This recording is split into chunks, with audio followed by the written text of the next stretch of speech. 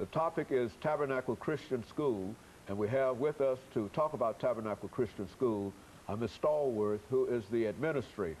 And Ms. Stallworth, over the last segment that we have here, let's talk about your fundraising activity and perhaps give you an opportunity to say something about some of the other things that are happening at that institution. Wonderful. Well, certainly, as I know, most people know that a nonprofit 501c3, the name of the game is that you have to do fundraising.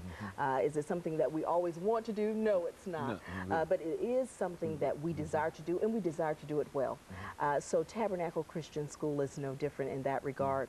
So we have several fundraisers throughout the year, and we try to lump them in about 4 main ones so that we're not always out in that regard, and that people would have an opportunity to see between fundraisers what we have done with the fundraising dollars and how we're growing, because I believe being transparent is so very important to the public, and they want to know that you're doing the right things with the things that they have given to you.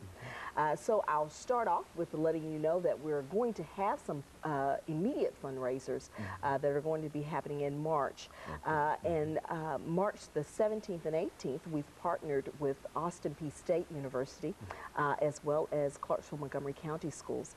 And we are bringing national speaker, world-renowned speaker, Marva Collins, and she's going to be doing a teacher seminar for area teachers to talk to them about their expectation of students and how they teach to students.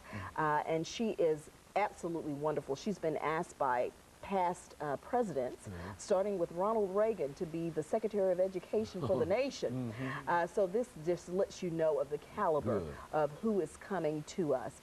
She has become fast friends with Pastor Jimmy Terry, and that's how we have gotten her here to come and share with us. So she said she wouldn't come unless she could talk to teachers. All right. And so that, that tells you of her heart and spirit.